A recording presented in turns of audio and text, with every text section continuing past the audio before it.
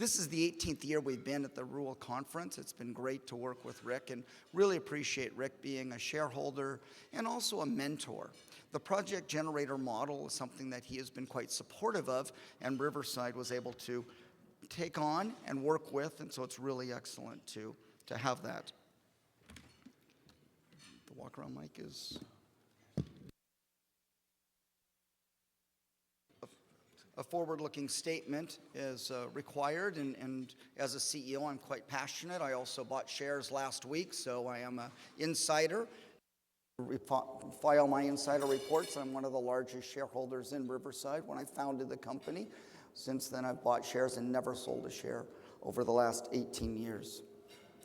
So when we look at Riverside, we basically have a whole portfolio, and today I'd like to talk about how do you make money in gold, silver, copper, rare earth elements. Look at a bigger picture. And at this conference, we have these different elements that are presented in different companies. It turns out in Riverside, we have this inside of our portfolio. Myself, I'm a PhD geologist, have done a lot of work in geology, used to work in major mining companies like BHP and Rio Tinto, and for us to go forward and do this type of exploration in a whole portfolio. And so talking about how right now at the macro level, and then specifically with some of the Riverside projects. When we look at overall, we have a proven track record. We've been going 18 years. We have a very good tight share structure. We've been efficient with the capital we've deployed, and particularly we've been diversified in copper, gold, and different elements that have really worked well. We have a stable shareholder base. We really appreciate it, with 40% being European shareholder base, and really appreciate very much here. Can any of you raise your hands that you're a shareholder or you've been a shareholder in Riverside? I really appreciate that. And you know, that's great. And it's really neat because we've been going so long, we've been very dedicated, and really appreciate that. And right now, if you are a shareholder in Riverside, then you'll be pretty happy because you also have, and we'll talk about it, but you have shares of the spin-out company, Blue Jay Gold, that we've just spun out now. And so that would be a dividend, another dividend that we've done to shareholders. We'll talk about that here. But that's a really exciting way that Riverside's business model is different. Most of the other companies, although they follow the project generator model, they don't give a dividend. Us doing a share split provides shares of our spin-out companies for us as shareholders. Myself being a shareholder, and really that's one of the ways that we have liquidity, one of the ways that we get a return for being shareholder, as John Barker mentioned, the long wait. One of the ways to appease the long wait is by giving these shares, which allow us all as shareholders to benefit from the profits and the benefit from the success of the assets that we have generated. When we look at the share structure quickly here, we have 75 million shares out after 18 years. That's very few shares for going so long. That's quite commendable, and that's why our share price is able to go up. Just yesterday, it went up another 10%, and it can go up very well. It's a very tight structure with a very good shareholder base between the strong European, Swiss shareholders, Belgian and European overall, German, plus we have institutional shareholders, the management having 10%. It's great to have both Rick Rule and Adrian Day as shareholders, so a very good shareholder base. The other thing is Riverside has capital. We have $4 million cash in the bank, no debt. We're not financing. We haven't had to finance significantly since before COVID, so we've been able to run the business model well. It took us the first 10 years to get going, and now in the second 10 years, we've really begun to set our stride and do well for shareholders, and it's really good.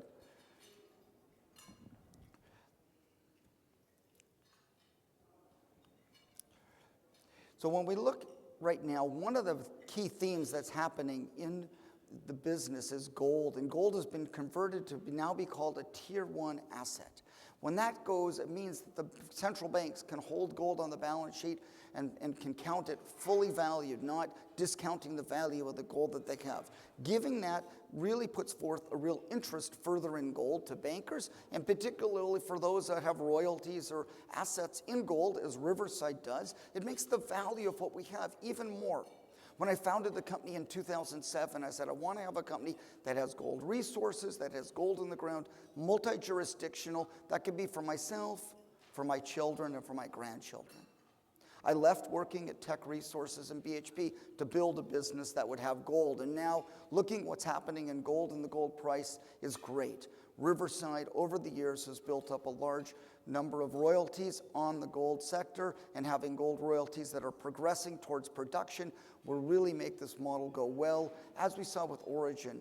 Origin became a royalty company, and then those royalties began to move forward and get production. It really took off as a company, and we see that Riverside can do that as well, similar to the way Virginia Gold did in the past, where they made a discovery, had a royalty, and other companies also following the project generator model. So for us, one of the projects in British Columbia, the Deer Park project, is one of a number of gold projects that Riverside is progressing in Canada. 5 years ago, 10 years ago, Riverside was really focused on Mexico. We continue to work in Mexico, but we've also diversified into Canada.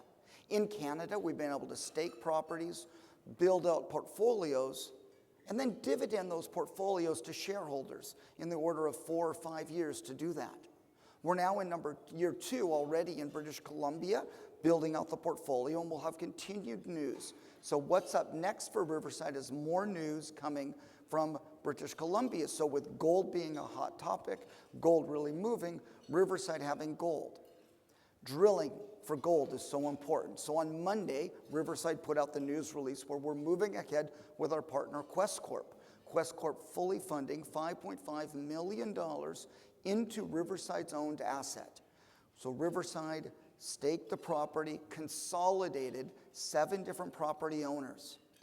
I get asked a lot, well, what about Mexico? Mexico says no mining. Mexico says no open pit. Mexico says no new titles. And I say, that's just fine. Riverside continues to work. We continue to develop projects. We can continue to see mines developed, and we continue to deliver drill permits. So sometimes what's in the news and what's on the ground is different.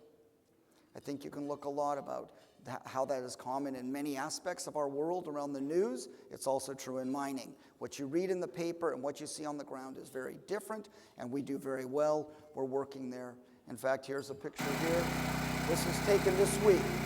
We're out there doing IP, running a generator, doing different geophysical techniques. It's hotter out there. It's over 40 degrees centigrade, which is over 100, and it's getting up to 114 Fahrenheit, so very hot, but we're doing this. This is IP. We're doing magnetic surveys. We're doing all the work right now at the project. So in the next month, we'll be moving ahead with drilling. So that's an example of some of the work. So when you read in the paper about this and that or in the news, Riverside's continue to go. We've done 84 projects over the last 18 years. And from that, we've been able to develop royalties on some of the projects. Some of them we've dumped, but we've continued to work well. Mexico is major in silver. In silver right now, the silver to gold ratio is quite extreme. Silver really looks like it can have a good rebound, and Riverside has silver. With silver demand is strong, silver supply is tight, so they need to have silver projects. Mexico has been the world's leading silver producer for 500 years. So when I hear people say that Mexico's not this or not that, it's like, look, this has gone on for 500 years. We continue. Mining is going forward. Mexico is big in silver, and Riverside has been working with Fortuna Silver. Riverside has been working with many silver companies, with Hecla. Riverside's worked with Hochschild, worked with many different companies on silver, and Riverside has, for example, the Cecilia project, which has 0.5 kilogram to 1 kilogram silver, high-grade silver. One of the number of projects Riverside has in the portfolio that we're working on. So we're delighted to see silver move. We have a portfolio of projects, and silver is good. Here's a video here where we're drilling. This was taken, I took this video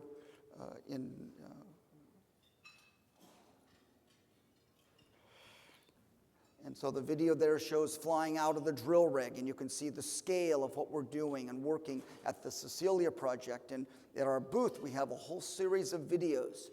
So if you come to our booth, you can see the different videos at each of the different projects to get a picture of the scale that we're doing. And we're doing that with our drones. So we have 4 different drones in Riverside. We have a lot of technology, a lot of different equipment, and we use that equipment to do in our exploration. Copper is something that is amazing and so important. And with the electrification, now with the demand of energy for AI, and particularly now we saw that Trump yesterday announced that he was going to add a tariff of 50%.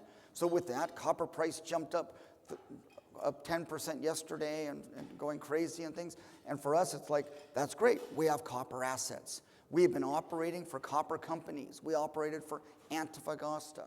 We operated for BHP. We built out copper portfolios. Riverside has copper in the portfolio. In fact, here are 4 copper districts in Mexico. Mexico is the world's 8th largest copper producer. Riverside also has a royalty in Arizona at the Sugarloaf Peak copper gold project. We have royalties on various copper assets. So for us, seeing copper going forward is great. Myself, I did a PhD at the University of Arizona, just across the border from Mexico, studying copper and gold. So for us, when we see copper, that's amazing. And for us, one of our projects would be the Ariel project. And if you wish to come to the booth, you can see we have samples from the field that we've brought. We're the Ariel project. And one of the Sprott brokers, who's a geologist, came by and says, well, that's got the right looking veins. And I said, that's great. You know, Ed, why don't you quit working for Sprott and come back and work with Riverside? Because Ed Bonner used to work with Riverside before he went to Sprott.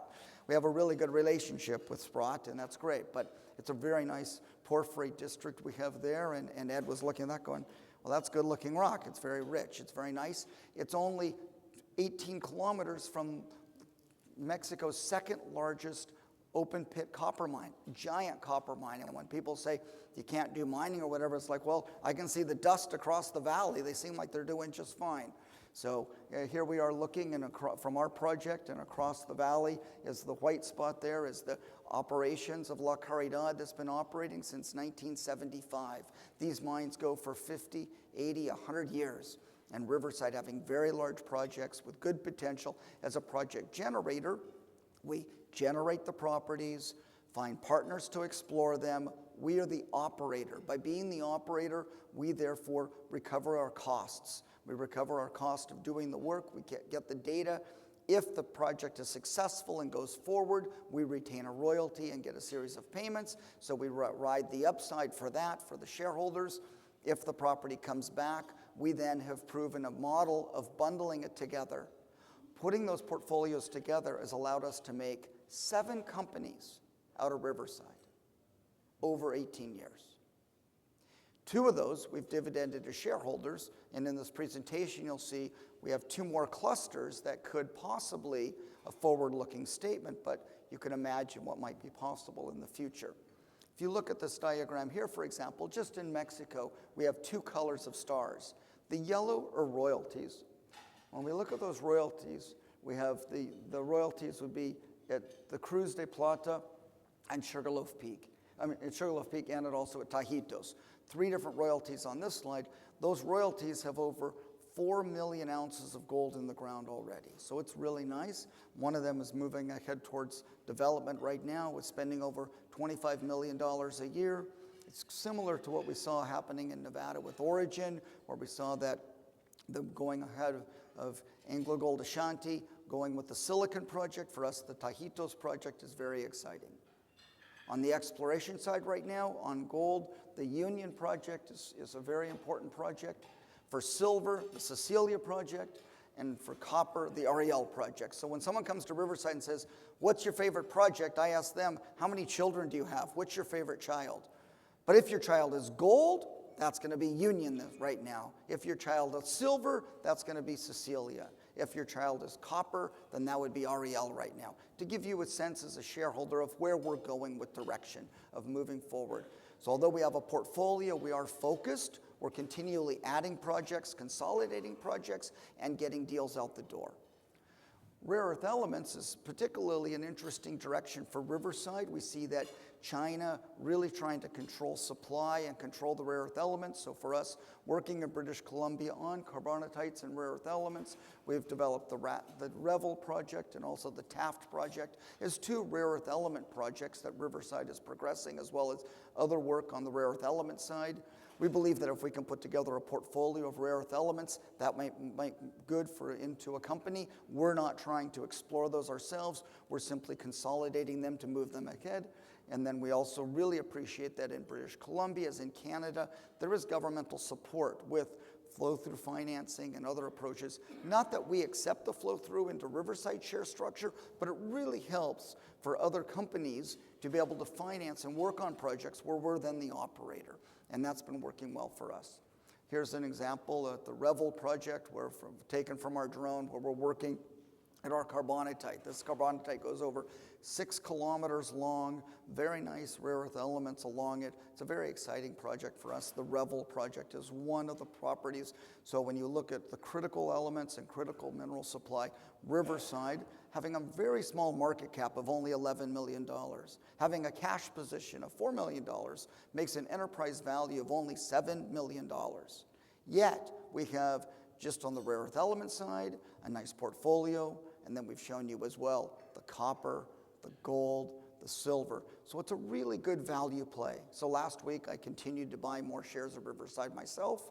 Glad to continue to buy, and I think from where we are, now we're ex-dividend, we've done the spin out of Blue Jay, now we start to build the next time. So I'm really delighted to say this is the moment to begin to pick up, and I think we're at a good natural low, and a summer is quiet and a good time to accumulate Riverside.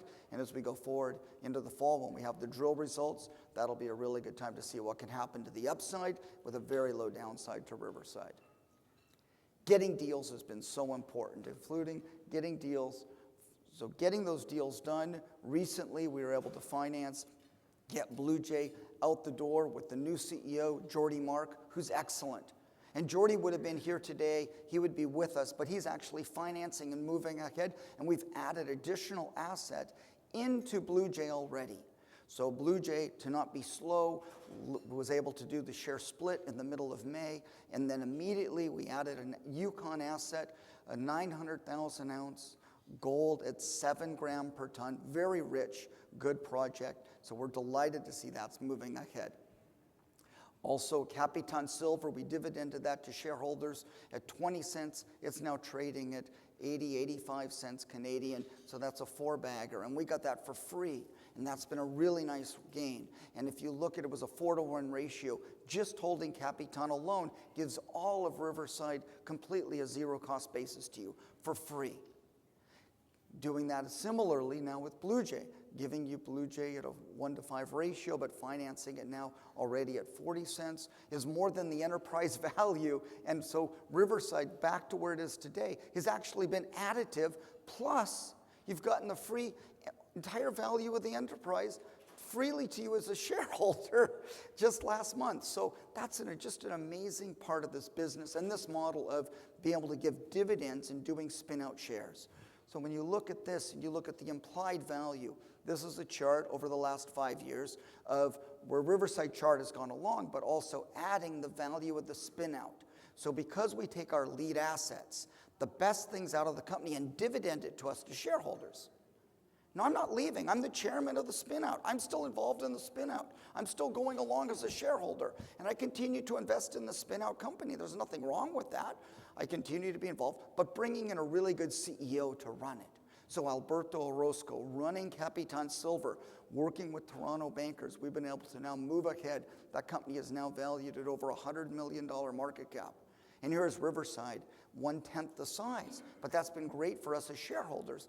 We have not been diluted. We've been carried along for the ride as shareholders in Capitan Silver, and Riverside has a 1% royalty. This way, we're able to accelerate our royalties. So rather than just generating royalties and keeping them on the books, we're accelerating the royalties faster towards production by putting them in with CEOs and moving it along. And myself, I want to be a mine developer and part of it, just not in Riverside, but in the spin-out company, we can do that. And now with Blue Jay, that happening again. So really great to be a Blue Jay shareholder and be part of that. If anyone wishes to exit Blue Jay, they can contact us. We're glad to talk to them about the different strategies because we're really positive about it. But if anyone says, look, I'm great to take that gain, wonderful. It's a wonderful gift to get that.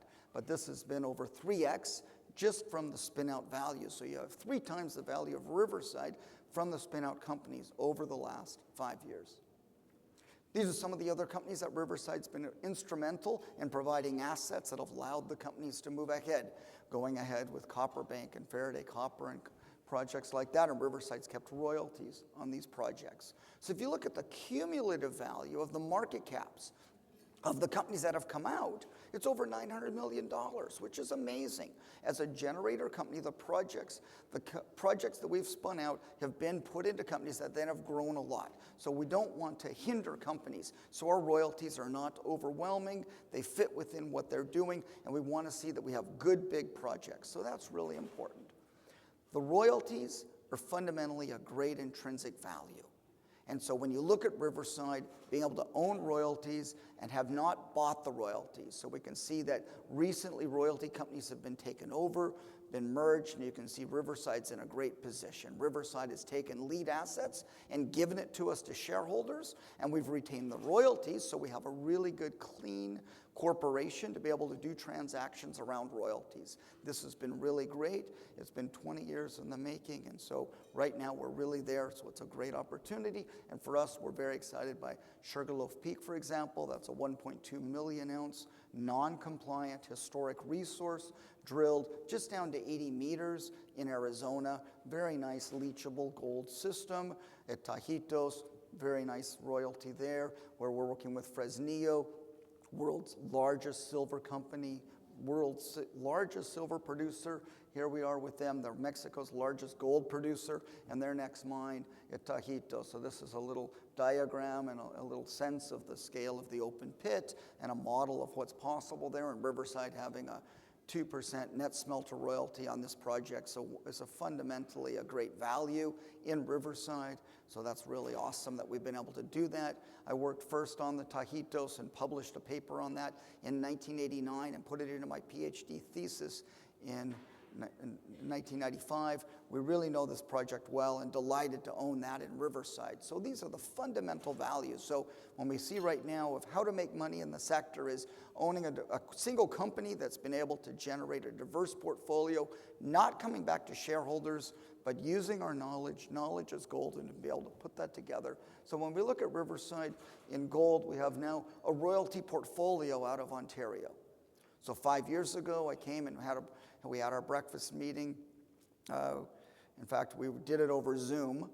So at that time, because it was during COVID, so we participated in the Sprott COVID session, and I was enjoying being at Lake Tahoe that time because we could do it, but we did that. But we developed a whole portfolio that's now in Blue Jay, and Riverside has the royalties on that. We also have royalties on Cruz de Plata. That used to be the Peñoles project, moving ahead with Capitan Silver. And Riverside has royalties in Arizona as well as in Sonora with the Tajitos. So we have a whole royalty portfolio, and so we're highlighting some of the royalties here.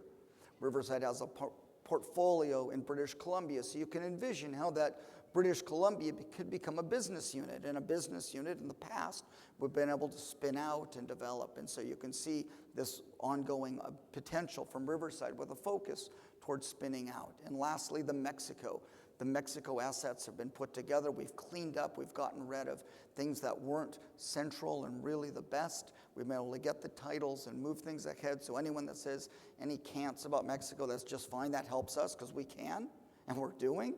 And it's great. So those are a sense when you look at the portfolio, it clumps into business units and business value. So right here, if we look, the 4 going forward things for the next 6 months would be drilling results. Drilling going on at the Union project, exploration going on at the Cecilia project, going on in British Columbia, additional results. We're in the field right now. We'll see results from the field programs that are going on. And lastly, copper. Copper is very topical, of great interest. We're having a lot of inflow calls. Do you have any copper projects? Last week it was, do you have any silver projects? And the answer simply is yes. And it's great. So we're based in Vancouver, where a lot of corporations come to look for projects, and Riverside has the fully permitted, ready to drill. So anyone that says, can you get permits? We have the permits. Can you drill? We have the access to drill. We've been showing that with drill results every quarter, and so we're very excited by the coming quarter for drilling with Riverside, and we really appreciate those shareholders and those that are looking. This is a good time to add more to your position, as I am. We have the program going ahead.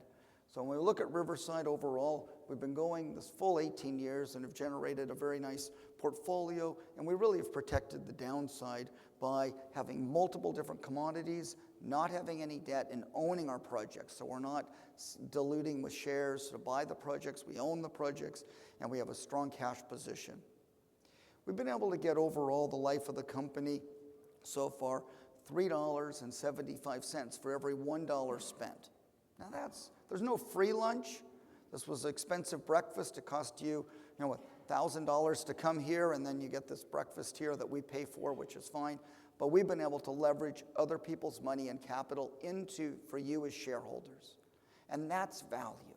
By owning Riverside, we have worked similar to the way Alti is, similar to the way other companies have worked. And we have 2 members of Eagle Plains here, and I'm a shareholder of Eagle Plains as well. And I really appreciate it. The Eagle Plains model is very good. Riverside's been able to get $3.75 of partner funding into the ground, really making a leverage for you as a shareholder. So we haven't had to go back and go to ask you for financing. Instead, we've had to work. Myself, when we go back to financing, I'm writing a check. I've never sold a share. I continue to invest into Riverside. So that's great. So when we look overall, the Blue Jay catalysts are great for us. So if we're holding shares in Blue Jay, by the end of the year, we expect, this is a forward-looking statement, we expect it to be listed and trading. You'll see it in your accounts already. I hope that I'm sandbagging. It's a lot quicker, but I want to make sure that I have a long time trying to underpromise. We're moving it ahead. We have a really good CEO, and that's going to be an excellent in the Yukon, very good, plus the work in Ontario. Riverside in British Columbia, really cool, super projects, news results over the summer, and then we definitely see the magic of Mexico. Mexico has really good projects, is very inexpensive to operate. Some of the people here were saying that they needed to raise $10 million to do 10,000 meters of drilling. That's $1,000 a meter. We're doing drilling $120 Canadian a meter. So we're drilling, it's a lot cheaper. We use all local staff. Myself, I speak Spanish. We work there. That's the way to really make things work. So in summary, we have a 4-pronged approach. Our prongs include that we're using partner funding. We definitely have the copper assets, the rare earth elements, and the royalties. So royalty generator, moving from project generator to royalty generator has always been Riverside's plan. I left working at Tech Resources and BHP to own assets in the ground, not to build mines, realizing the value. I was working at a project in Mongolia. It was actually called Turquoise Hill, now called Ivanhoe, Oyu-Tolgoi. I was the geologist there. I was working first in a company called Magma Copper, and we were purchased by BHP. BHP, the market went down, sold the project to the only one company that would buy it, Robert Friedland.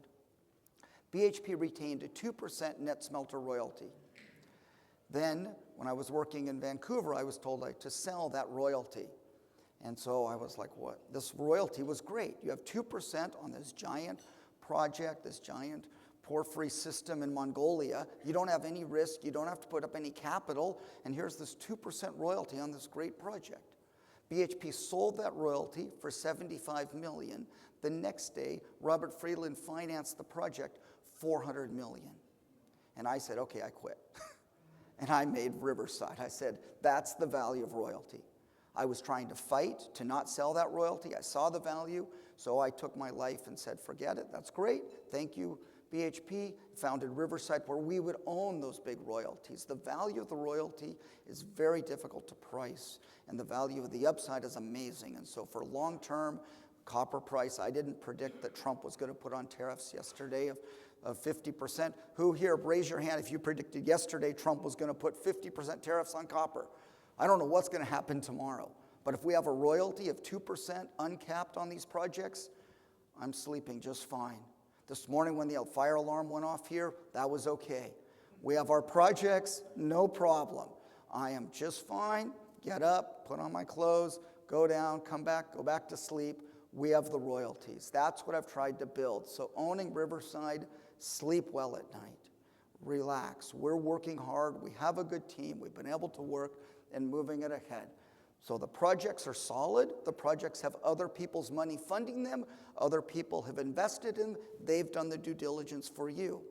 As Rick often says, the favorite due diligence is one you don't have to pay for. when you have BHP, Rio Tinto, major companies ongoing, working. We've done 8 strategic alliances where they fully fund the work that we're doing. That should be good enough due diligence for you to say, look, okay. And then Riverside's actually dividending to shareholders, the spin-out companies. That's amazing. That's really incredible. And because I'm a shareholder, really acting as a shareholder in shareholder interest. So I really feel buying more shares now, it's a good time to buy shares in Riverside, and that's great. And we're a team. It's not me. In the back of the room is Eric. I'd really like you all to meet Eric. Come to the booth and talk to Eric. Wonderful, super great team member. He's there every morning, super dedicated, very responsive on the phone, loves to talk to all of us and really knows markets. It's wonderful to have Eric on the team. And in Mexico, British Columbia, team members. And those team members have gone off to work on our spin-out companies, and that's great. So when we watch for what's happening in gold, silver, rare earth elements, and particularly make sure you sign up for the silver coins that Riverside, again, is giving away at the booth. And I thank you very much.